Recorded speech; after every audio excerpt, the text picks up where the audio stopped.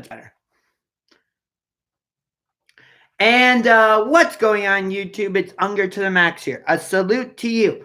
And I've started the live stream over just because I got a phone call and I had to walk away during the stream to answer the doorbell. So I figured it would be better if I just start over, start fresh, do a brand new live stream. Yeah, it's same title, probably going to discuss the same things, but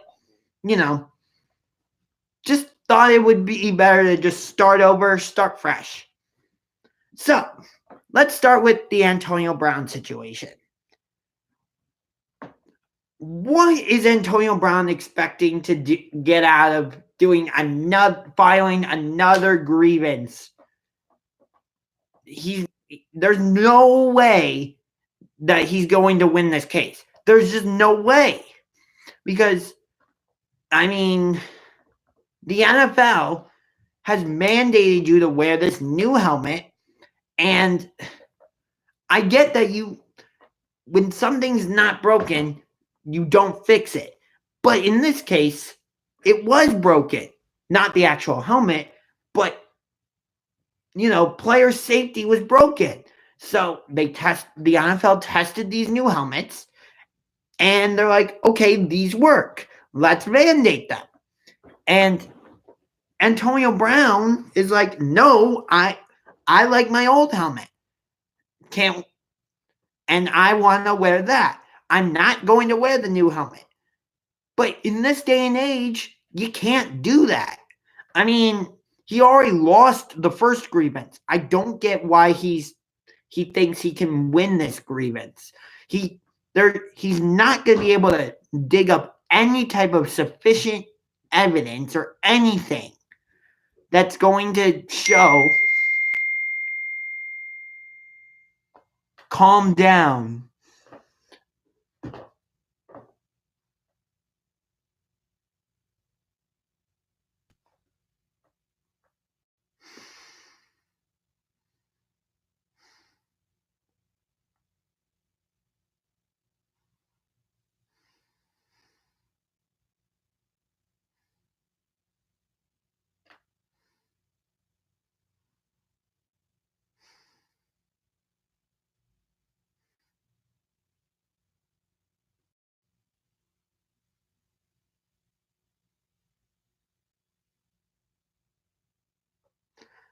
Calm down. Take a chill pill.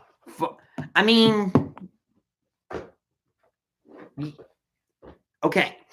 So the problem with Antonio Brown is not only is he filing, a grievance like this, but he's also like in and out of training camp. Like he'll be there and then he won't be there. And that's not good for Derek Carr, who is in the last year of his contract, and the Raiders don't owe him anything next season. They don't owe him one penny, not one dime. They don't owe him a nickel. They don't owe him a quarter. They don't owe him $1. They owe him nothing. So Derek Carr has to prove to not just John Gruden and not just the Raiders organization, but the fans also, all three, that he can be the franchise quarterback. And they traded for Antonio Brown to give Derek Carr that top-notch receiver. And with Antonio Brown doing all this, Derek Carr hasn't been able to get in the reps with Brown to create the chemistry that he needs. And once you get into the regular season, you either have the chemistry or you don't. I mean, with some situations, you might be able to develop the chemistry, during the season. But I'm not sure Derek Carr and Antonio Brown fit into that mold. It does happen sometimes. It does. I'm not going to lie. But I don't know. I just don't see that type of situation working out between Antonio Brown and I'm just fixing my chair, and Derek Carr. But with all this drama and all that, my guess would be that the Pittsburgh Steelers are looking at this and just laughing, and they're like, "See, we told you." Because, well, number one, they traded him because he said he wanted to be traded and get out of Pittsburgh. And number two, he was causing a problem in the locker room. I mean, you were either on his side or Big Ben's side. And I feel like Mike Tomlin didn't do a great job of controlling the situation.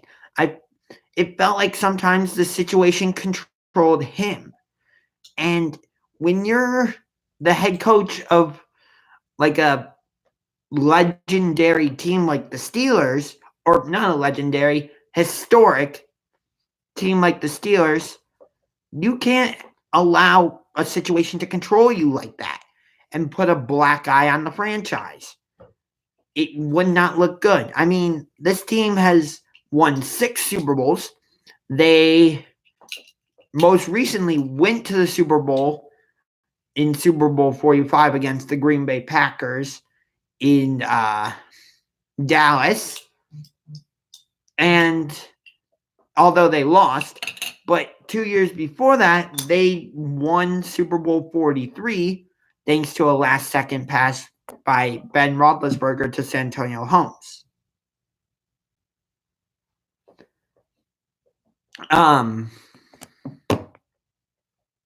Yeah. So, and there's just a lot of drama in the NFL right now. It's crazy. You got this whole Antonio Brown thing. You got Zeke, who apparently was offended by Jerry Jones making the joke of Zeke who? But, like, why? Why would you find that to be disrespectful? I don't know. There's just something weird about it. And Dak Prescott and Amari Cooper both want new contracts with the Cowboys. But guess where they are? They're in training camp, putting in the work, getting ready for the season so that they can hopefully win the NFC East and maybe do some damage in the playoffs. What's Zeke doing? He's holding out down in Cabo and not really putting in the work. So I would say Dak Prescott and Amari Cooper are doing the smart thing. They want new contracts, but they're putting in the work. Zeke is not doing the right thing.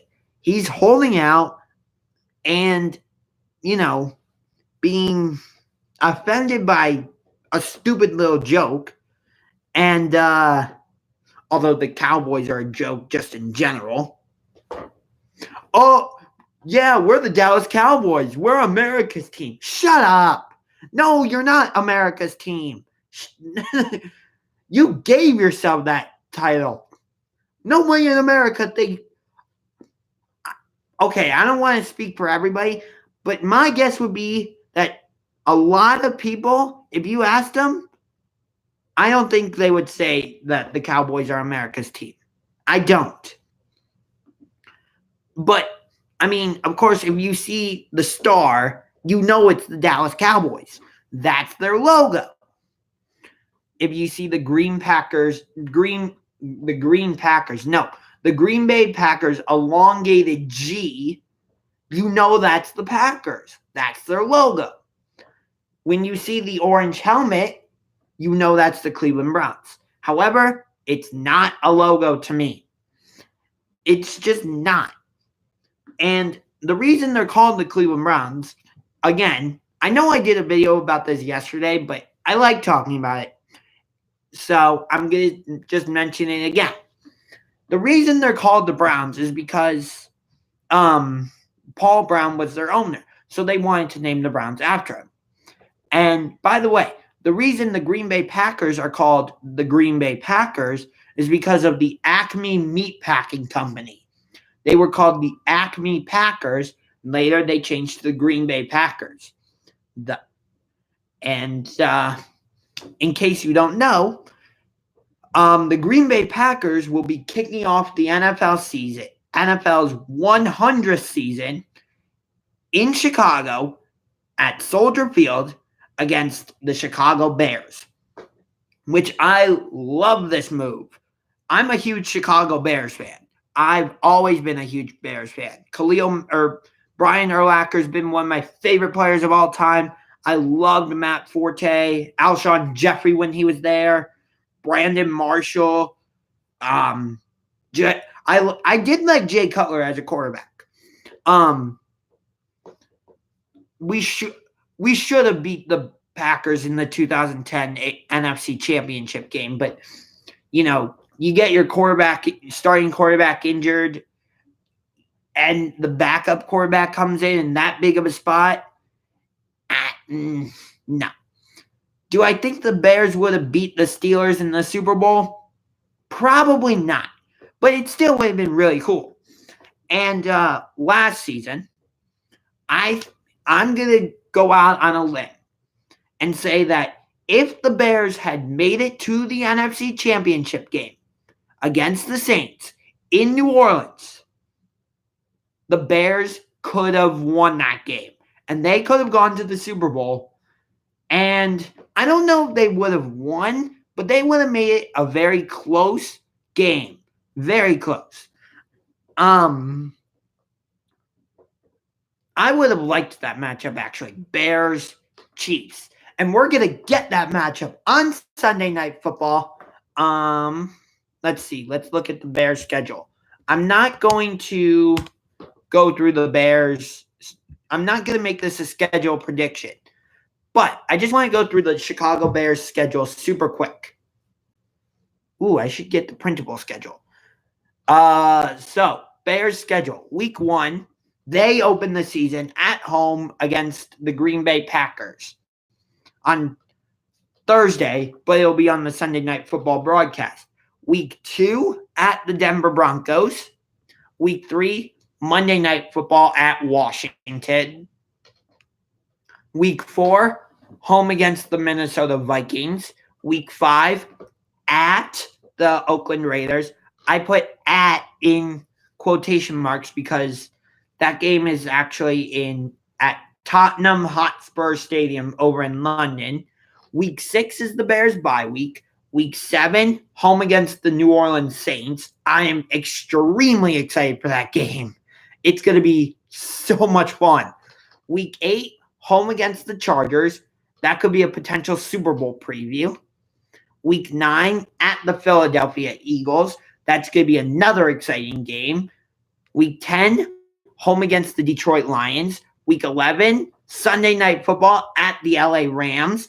I'm extremely excited for that game.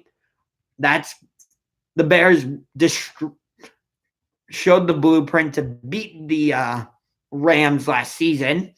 And I think that's how the Patriots beat the Rams in the Super Bowl, is because they took a page out of the Bears defensive playbook and kind of played the same style, and it frustrated the Rams. Although for some reason, and it might have been because of the knee injury, the Rams did not use Todd Gurley. They didn't. Okay, I'm going to expand it a little bit. In general, both in the NFC Championship game and the Super Bowl, it never felt like the Rams established a running game that the Patriots had to respect. It felt like the Rams relied too much on their passing game. Now, of course, that helped them win the NFC Championship, along with the missed pass interference call. But again, and I've said this before, and I will continue to say it, yes, the missed pass interference call was a big factor, but was it the deciding factor? I'm going to say no. The deciding factor was earlier in the game. I believe it was the first quarter. The Rams have the ball, and they try to pass it, and New Orleans intercepts it, and now Drew Brees and the Saints offense come back out onto the field. They're deep in Rams territory, very close to the end zone, and they can't get the touchdown. They have to settle for a field goal. hopefully you know which play I'm talking about. To me, that was the deciding factor in the game. If you get the interception and you're that close to the end zone, you got to be able to put the ball in the end zone. You've got to. And they settled for a field goal. And then in the second half, they allowed the Rams to come back. Now, the fake punt that turned into a pass, or it might have been that the punter ran for the first down, it was one of the two, also caught the Saints off guard, and that allowed that particular Rams drive to continue. But just in general, the Saints stalled on offense too many times. Kuram, I'm back. Welcome back. Like I said, the reason I shut down the previous live stream was because the doorbell rang, so I needed to go check who it was, and it just turned out to be somebody dropping off packages. And then I got a phone call later. So I figured, let's just start over, start fresh, and now we're doing this live stream. So let's get back to the Bears' schedule. So week 12, home against the Giants. Week 13, at the Lions. I believe that's the Thanksgiving game. Week 14, Thursday Night Football, home against the Dallas Cowboys. Week 15, at the Green Bay Packers. Week 16, this is one of those games that I am so excited for. A potential Super Bowl preview. Potential Super Bowl preview alert. Week 16, Kansas City at Chicago.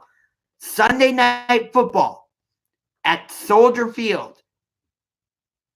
It could be a potential Super Bowl 54 preview.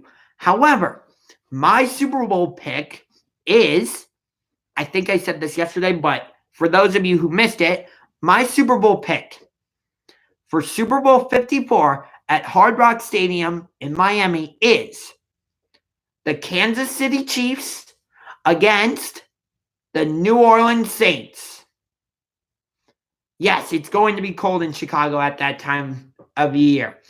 So I want to see how the Chiefs adjust on offense to combat that cold.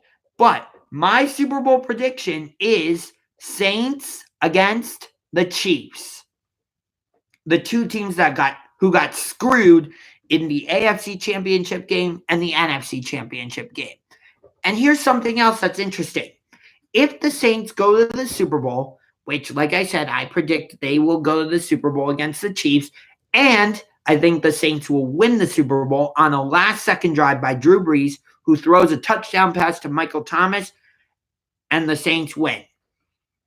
But this year is Super Bowl 54 in Miami. 10 years ago, it was Super Bowl 44, and it was in Miami. And who went to the Super Bowl from the NFC? The New Orleans Saints, or New Orleans. The New Orleans Saints. And they won it. So it's kind of cool that we're now 10 Super Bowls later. It's Super Bowl 54. Super Bowl 54 is in Miami. And I'm saying the Saints will not only be in the Super Bowl, but they're going to win it. It's going to be, I would love it to be Saints Chiefs in the Super Bowl. I think it would be a very high scoring game. I think it would be very exciting. I don't know I think you would get a ton of offense. The defense would make a couple plays here and there, but in general, it would be all offense. It would kind of be like the Chiefs-Rams game from last year, which I wanted that to be the Super Bowl last year.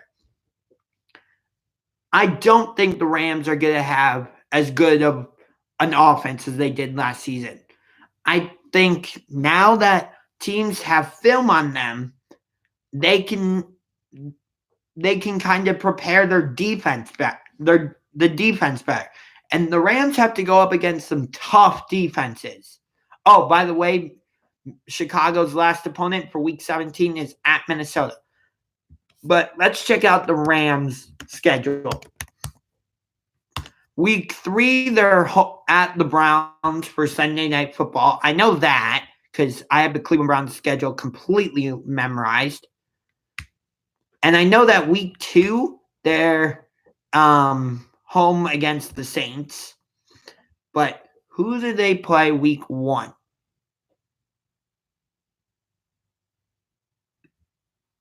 Week 1, they're at the Panthers.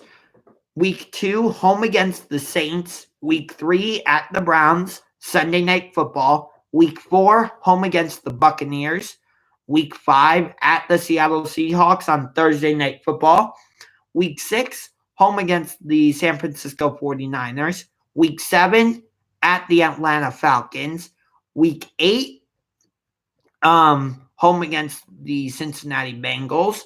Week 9 is their bye week. Week 10 at the Pittsburgh Steelers. Week 11 at the home against the Chicago Bears on Sunday Night Football. Week 12 home against the Baltimore Ravens on Monday Night Football. Week 13 at the Arizona Cardinals. Week 14 home against the Seattle Seahawks on Monday Night Football. Week 15 at the Dallas Cowboys. Week 16 at the San Francisco 49ers, and Week 17 home against the Arizona Cardinals. So the Rams have to face some tough defenses. I'm giving you a shout out, giving a shout out to the Georgia Bulldogs. Hope you are well. Oh, I'm sorry, but I do not like the Georgia Bulldogs. My favorite team from the SEC, it's great to be a Florida Gator. Said it's great to be a Florida Gator. Do the Gator chomp with me. Gator chomp. Gator chomp. Yeah. So it was rough. For me because I did a live stream for the Florida Georgia game last year. I still got love for you, buddy. Go Dogs. Nope. Go Gators.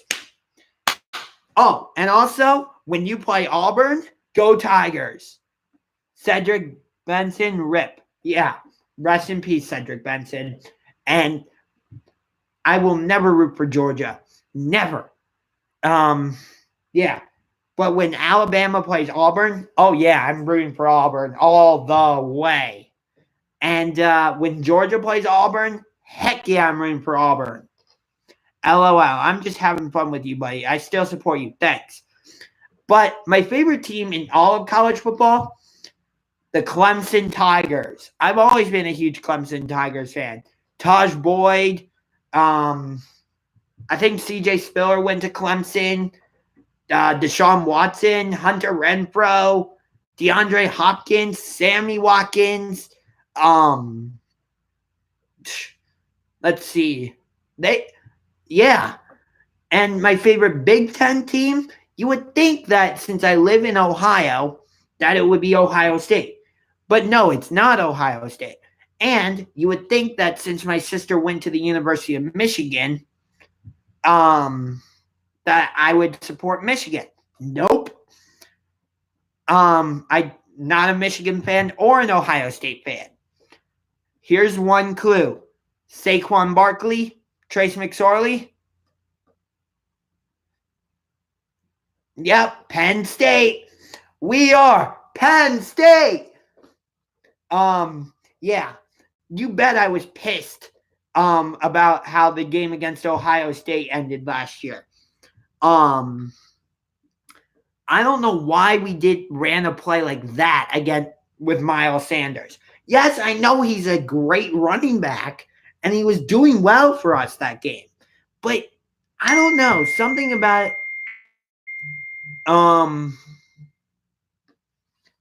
Something about that play just didn't feel right. Why did you not, maybe not doing a quarterback draw, but put the ball in the hands of Trace McSorley? He's what got you in that position. So, in my opinion, James Franklin made a mistake. Now, I would love to go to a Penn State game. And I asked my sister about going to the Michigan-Penn State game. But she said She's like, hell no, I'm not driving all the way out to State College. And then and I knew she would ask me, would you root for Michigan? And I'm like, no, I would not root for Michigan. I would root for Penn State. And she's like this. I did apologize, but I don't think she found the apology sincere. But I don't think I would go to the Michigan-Penn State game anyway, because that will probably be the whiteout game. Because what happens with Penn State is when Ohio State's some of the players looked like they didn't know what the play call was, if I recall. I'm not sure about that one. You could be right, bandwagoner. You could be right. I'm not sure. Oh, Martavis Bryant. Right. He also played for Clemson. You're right. But the other reason I like Penn State is just because blue and white, and I love the name Nittany Lions. It's so cool. And I would love to go to the Michigan-Penn State game, but that's obviously not going to happen. And I don't think I would feel comfortable going to that game because that will probably be the whiteout game, as I said. Because when Ohio State is not a home opponent for Penn State and Michigan is a home opponent, they'll make Michigan the whiteout game. And when Ohio State's the home game, a home opponent, and Michigan's an away opponent, they'll flip it and make it that Ohio State is the whiteout game. And the whiteout game is that it's a night game. Everybody's dressed up in white, and there's white pom-poms and all this, but they're shooting off fireworks. And I just don't handle fireworks well. I've been deathly afraid of them my whole life. 4th of July has always been my least favorite day of the year. I feel like I always a shell of myself on 4th of July because I know what's coming that night. Usually is the game day game. You're right. The whiteout game has been the game that College Game Day has come to Penn State for the last couple of years. Which, when I went to Michigan against Ohio State last year at Ohio State, College Game Day was there. And I got to actually go and see it. And I got to write a sign. And since I was with my sister, I supported Michigan. And, of course, you saw how that worked out. And Ohio State destroyed Michigan. Yeah, I know. And Ohio State used fireworks for that game, and it was not fun. But you think that this is going to lead me into the main part of what I actually wanted to talk about. You think that since Michigan and Ohio State are such big rivals that, you wouldn't be able to have... I'm about to go to my second ever college football game next week. Who are you seeing play, bandwagoner?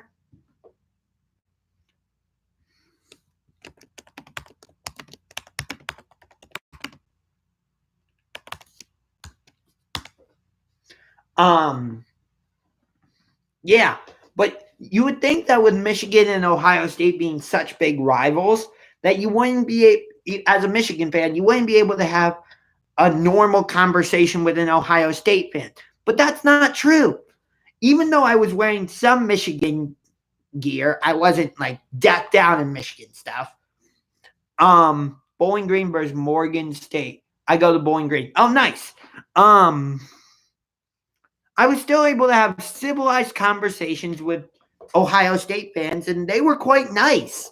And only had one issue with an Ohio State fan who was giving my sister problems, and she looks over at me and she says, "Don't say anything," because she knows that I will engage with people in that type of argument and all that. Yeah, I go to a lot of college football games because I go to Notre Dame College, not Notre Dame University. I don't go to the school in South Bend, Indiana. No, my school is in a suburb of Cleveland called South Euclid. We are a Division II school in the Mountain East Conference with Fairmont State, Urbana, Concord, West Virginia State, West Virginia Wesleyan, and who else is in the Mountain East? I feel like I'm forgetting some teams.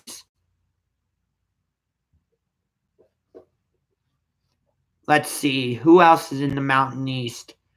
Let's see. We got Concord. Who's this? Let's see. There's Charleston, West Virginia, Concord, Fairmont State, Frostburg State, who's new to the conference this year, Glenville State, Notre Dame, Urbana, West Liberty, West Liberty, West Virginia State, West Virginia Wesleyan, and Wheeling Jesuit. Let's see. But there's also one other team. What team is this? Davis and Elkins is the other one. Yeah. No, we didn't go to the D2 championship. We went to the Division II semifinals against Valdosta State. And unfortunately lost. But it was a very close game. And I think Valdosta, I like them because Cleveland State beats them in basketball. Well, we're a D2 school and Cleveland State's a D1. But when we play them in Cleveland, it's not a real game. It's an exhibition game. Yeah. But I want to stay with college Division I college sports, and I want to focus on rivalries. So I already discussed Ohio State and Michigan, or Michigan, Ohio State, however you want to say it. I would say Penn State, Ohio State is a rivalry. Not quite as big of a rivalry as Ohio State, Michigan, or Michigan, Ohio State. Doesn't matter. You can say it either way. But I would say Ohio State, Penn State is a big rivalry. Not as big of a rivalry as Ohio State, Michigan.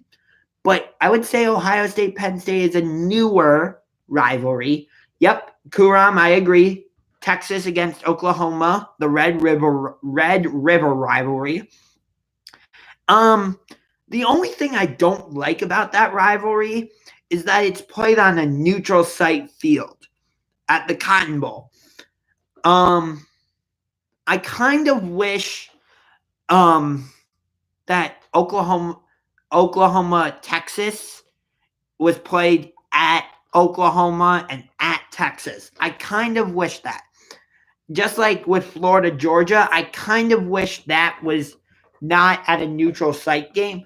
But with it being a neutral site game, it doesn't give home field advantage to either side, and both fan bases, can be there. So on one hand, I like that it's on a neutral site, that rivalries like that are on a neutral site, but on the other hand, I don't. It's like you got to balance it. And I'm focusing specifically on college football rivalries.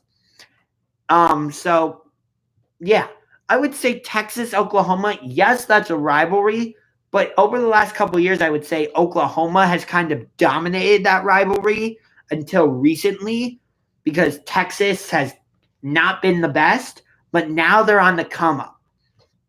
So now they're starting to make noise. And, now that they beat Oklahoma last year in the rivalry, but then lost to the Sooners in the Big 12 championship, which then propelled Oklahoma to the college football playoff, where they were getting dominated by Alabama early, but they were able to make a comeback. By the way, Jalen Hurts was named the starting quarterback at Oklahoma. So he's obviously going to win the Heisman Trophy because the last two quarterbacks at Oklahoma have won the Heisman. So Jalen Hurts is obviously going to win the Heisman Trophy, right? Duh. Yeah. So let's see. What other good rivalries are there? I would say LSU Florida is a decent rivalry. You obviously have Georgia Florida, and that is a rivalry, but it's kind of been a one-sided rivalry recently, with Georgia unfortunately dominating, it feels like. I would say Clemson, Florida State, that was a rivalry, but not really a rivalry anymore. Louisville, Clemson was also a bit of a rivalry, but not really anymore. I would say Miami, Florida State is still a rivalry, but both teams are kind of on the downswing. So yeah, Tennessee, Florida, yes, that is a rivalry, but Florida's on the upswing. Tennessee's kind of middle on the road, so it doesn't have that oomph to it. Let's see, what other rivalries are there? Georgia, Auburn is a great rivalry. You had the two games at Jordan-Hare, where on the one you had the Miracle play in 2013, and on the other one, Georgia came in as the number one team in the country, and Auburn just flat out dominated them. I think College Game Day was at Miami for Notre Dame against Miami, and Alex Rodriguez was the guest picker, and he guessed all the games correctly. Yeah, which is a rarity. Let's see.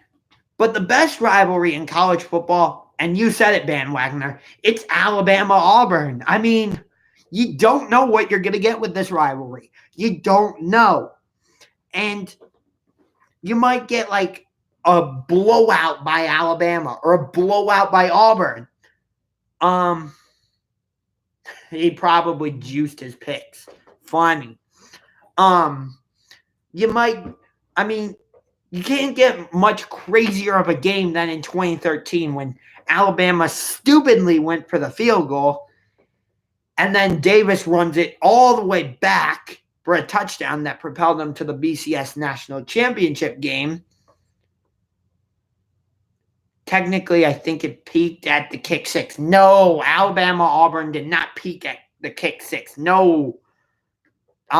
Just 2 years ago, Alabama came in as the number one team, went to Auburn, and they beat them.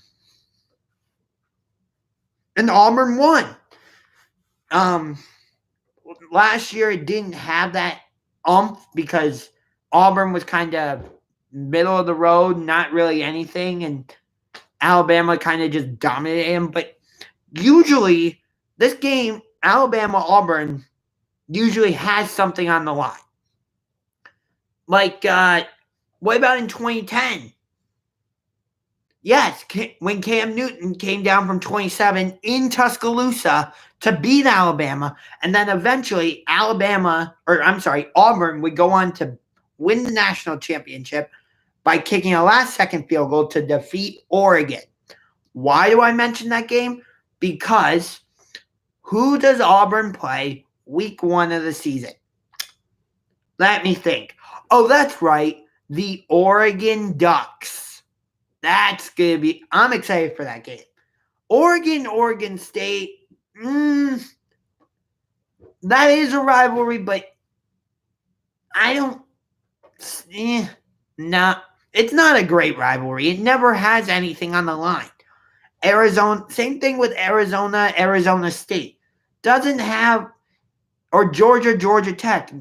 Neither of those rivalries really has anything on the line ever. Washington State. Sometimes that rivalry means more. Sometimes that rivalry means nothing. It's kind of a on and off type rivalry, I would say. Bowling Green is rivalry is with Toledo. Cool. Akron and Kent State have a rivalry. They have a thing called the Wagon Wheel Challenge, where each sport, whoever wins, that school gets a point, and whoever has more points at the end wins the wagon wheel.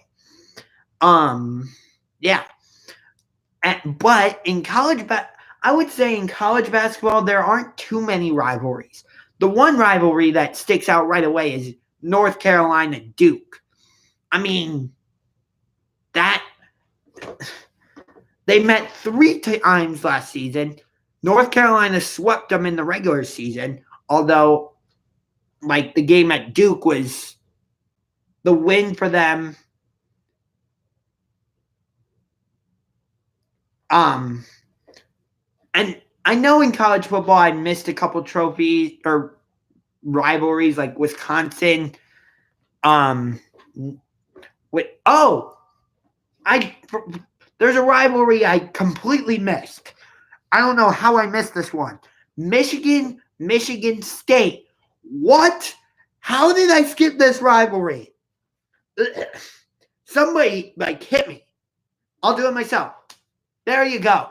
How did I miss Michigan State? What? That's also one of the greatest rivalries in college football and college basketball. This is a rivalry that is both college basketball and college football. Alabama-Auburn, I would say, is strictly a college football rivalry. North Carolina-Duke, strictly a college basketball rivalry. Michigan State is a college football rivalry and a college basketball rivalry. I mean, College Game Day was at Michigan for the Michigan State-Michigan game a couple years ago, and everybody picked Michigan, and it looked like Michigan was going to win too. And then the punter screwed up. Oh my God. Yep, the blocked punt. All Michigan had to do was fall on top of it. But no, Michigan State picks it up and returns it for a touchdown and wins. And you just see everybody in the Michigan crowd going,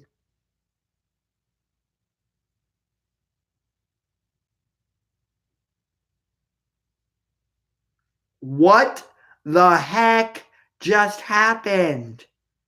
What? They're all dumbfounded.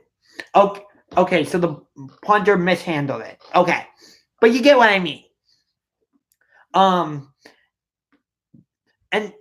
I would say the college football rivalry is kind of on and off. Sometimes it could mean more. Sometimes it doesn't mean as much, but it's always a good game. Makes sense? Sometimes Michigan State means something. There's something on the line. And I'm not just talking somebody wins the trophy and somebody has bragging rights. I mean, whoever wins might have the inside track to win their division in the Big Ten, something like that. That's what I mean. And sometimes it's just whoever wins has bragging rights and gets to hold the trophy. Now, there are a couple other trophy games that don't really mean anything. I'm pretty sure Wisconsin and Minnesota have a rivalry, and I'm pretty sure Nebraska and Wisconsin have a rivalry that results in an axe or something. College football rivalry with an axe.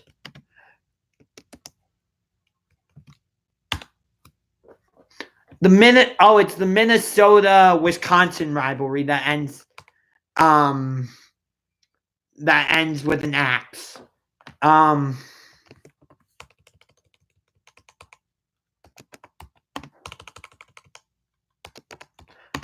Paul Bunyan.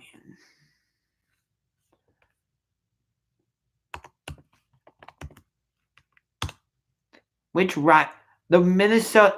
Oh, it's Minnesota, Wisconsin that play for Paul Bunyan's axe. okay, but you can call that a rivalry, but like there's never anything on the line when those two teams play. I think Wisconsin and Nebraska have a rivalry. I want to say Wisconsin and Ohio State have a rivalry.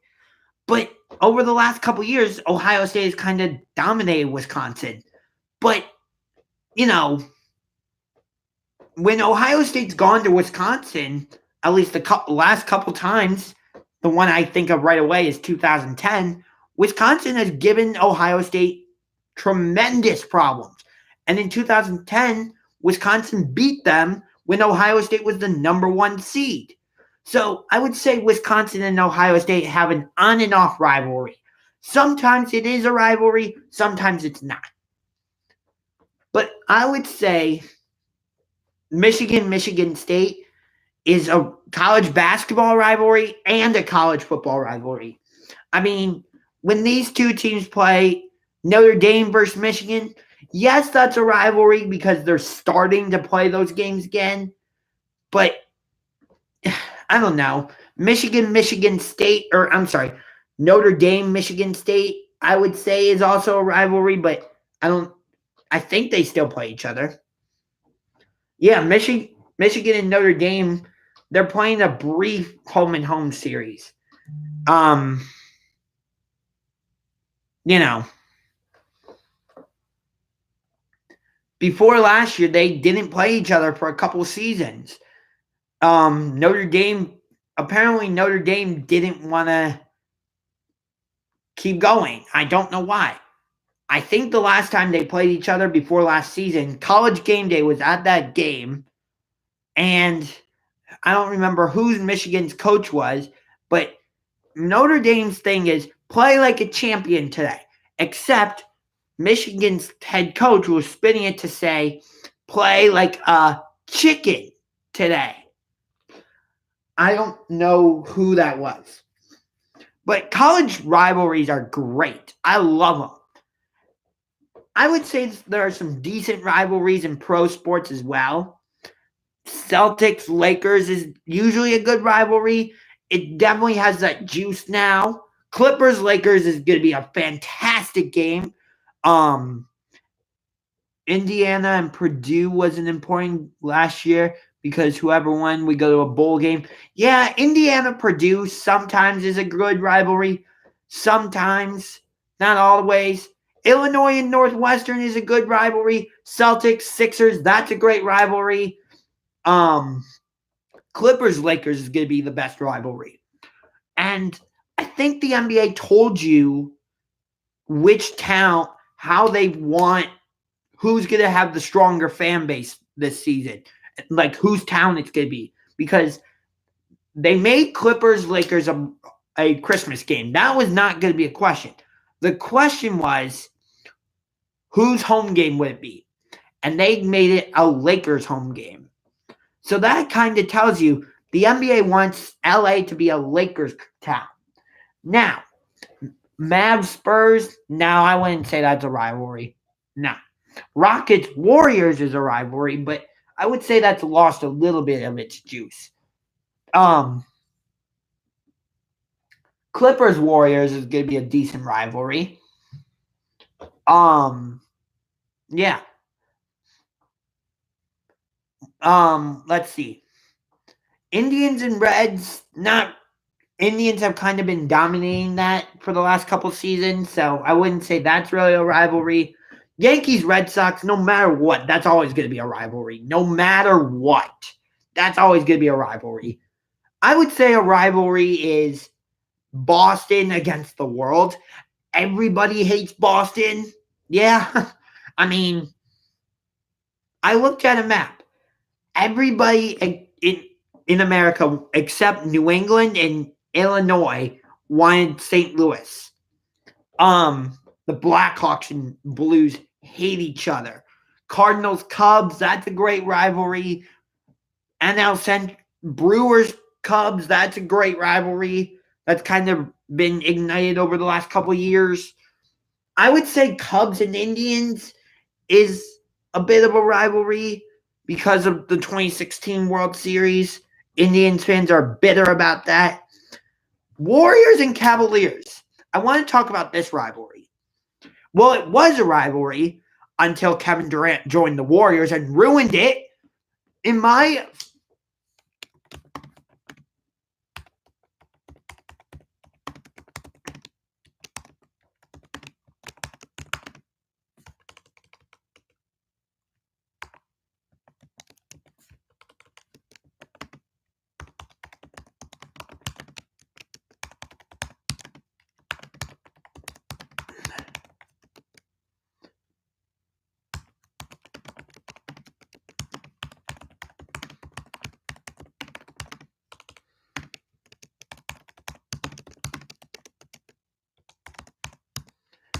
So I just wrote this in the comments, but I'm going to say it anyway. In my opinion, when Kevin Durant joined the Warriors, it ruined the rivalry that was forming between the Warriors and Cavaliers. Because I firmly believe that if Kelly Olynyk hadn't been a bitch and ripped Kevin Love's shoulder out of its socket in Game 4 of the first round between the Cavaliers and Celtics in the 2015 playoffs, and Kyrie Irving didn't blow out his knee in Game 1 of the finals in 2015, we would have beat the Warriors in 2015. The Warriors were lucky to win the title in 2015. And then the rivalry really heated up in 2016 when Draymond Green got suspended for Game 5. And then, the Cavaliers came back and won the series. And then in 2017, after Kevin Durant joins the team, yes, they had 2 great games on Christmas, but the Warriors pretty much dominated us in the finals. I mean, in 2018, even if J.R. Smith had done the correct thing with the clock and we had won Game 1, we still would have lost that series in 5 games. No question in my mind. And yes, no, I wouldn't say everybody hates Durant now because he's not with the Warriors. He's with the Nets. And the Knicks are like, oh.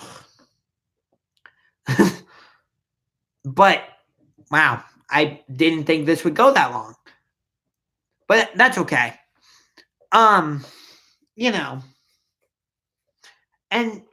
that talking about the 2015 NBA Finals and the 2016 NBA Finals leads me to another point that I want to make.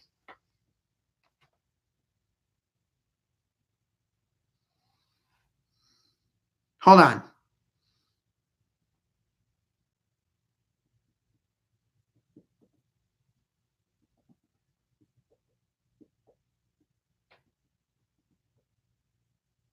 I'm just replying to a text from my dad.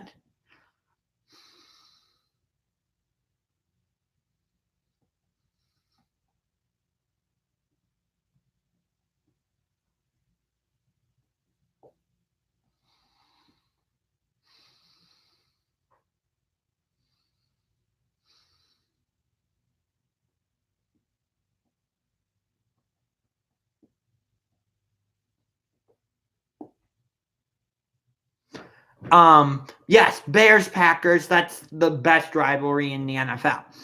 But so as you know, I like to buy old games on iTunes. Like MLB games of the year, NFL games of the year, the Stanley Cup Finals, Stanley Cup playoffs, NBA playoffs, all that. And specifically with the NBA playoffs, I also like to buy NBA games of the year. And I have the 2013 NBA Finals, the 2016 NBA Finals, the 2016 Eastern Conference Finals between the Raptors and Cavaliers, and then I have some select playoff games like Milwaukee, Boston from 2018, Game 2 of the Eastern Conference or Western Conference Finals between the Warriors and Rockets. Let's see, Game 6 between the Thunder and Jazz from 2018, and Game 5 between the Celtics and 76ers and Celtics from 2018. But I'd like to be able to get the 2015 NBA Finals, or at least the 2016 NBA playoffs. However, let me show you what happens, because I'm annoyed about this. Maybe you are too, I don't know. So, hold on. It's just loading. So I go to TV shows, and you can see all the stuff I have downloaded. And there's NBA Games of the Year. But I go to click on NBA Playoffs, and I have all this stuff. And I'd like to get more. So I go to click Get More Episodes. So it goes to the iTunes store. So you would think it would just show up, right? Right? You would think it would just show up.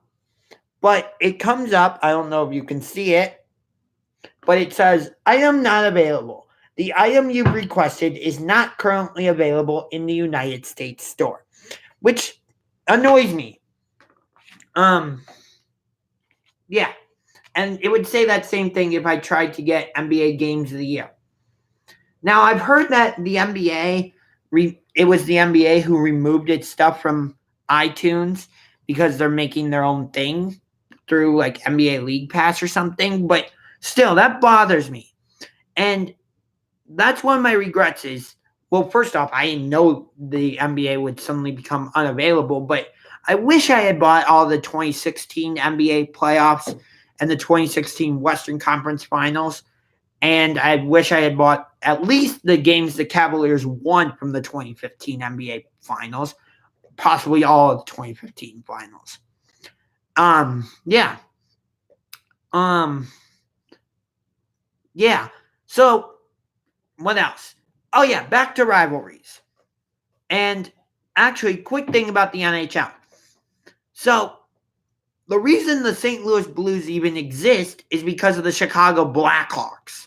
Like, years ago, I don't know, NBA TV has Hardwood Classics during the summertime. Yeah, I know. And I enjoy watching those, but they might not have all the games I want. So, it does bother me. I do want to buy the 2019 Stanley Cup Final because I'm a huge St. Louis Blues fan. And I do want the 2019 Stanley Cup playoffs, not just because I want to see how the Blues even got to the Stanley Cup final against Boston, but there were so many games, good games, like Game 7, Hurricanes Capitals went to double overtime.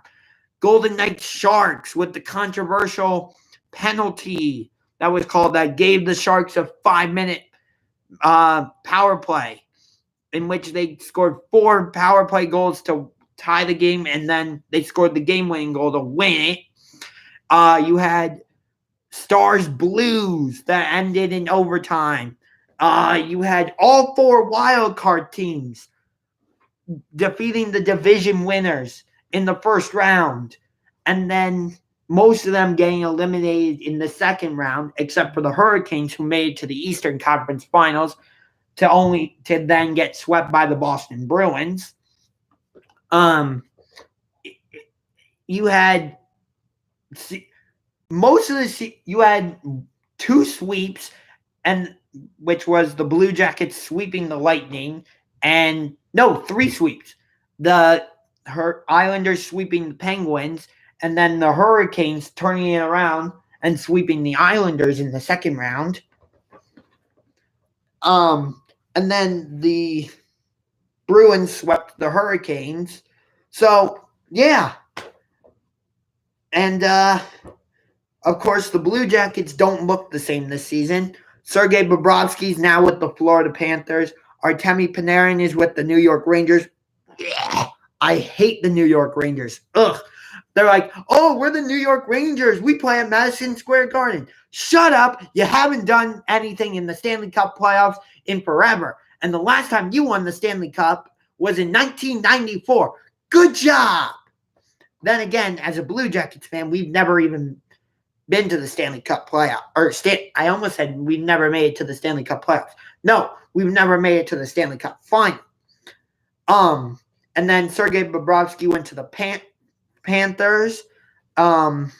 James Dolan's fault. James Dolan, I don't think. Does James Dolan own the New York Rangers? I know he owns the New York Knicks, and they are a terrible franchise. Coming out after Durant signs with the Nets. Oh, we didn't want to give him the full contract. What? First off, number one, why did you make that public? And number two, what? Seriously? But I think DeAndre Jordan had something to do with it. Because DeAndre Jordan played with David Fizdale, who's the Knicks head coach, and DeAndre Jordan is a friend of Kevin Durant's. And I bet DeAndre Jordan said something to Durant like, no, I don't think you would like it here. Let's go to Brooklyn. And Kyrie, I think, also recruited Durant to Brooklyn. So that's going to do it for this video. Hope you liked it. If you did, punch that like button like a UFC fighter and punch that subscribe button. Until next time, this is Unger to the Max signing off with a salute to you, and go Cubs go. Cavs open the season at home on the road at the Orlando Magic on October 23rd.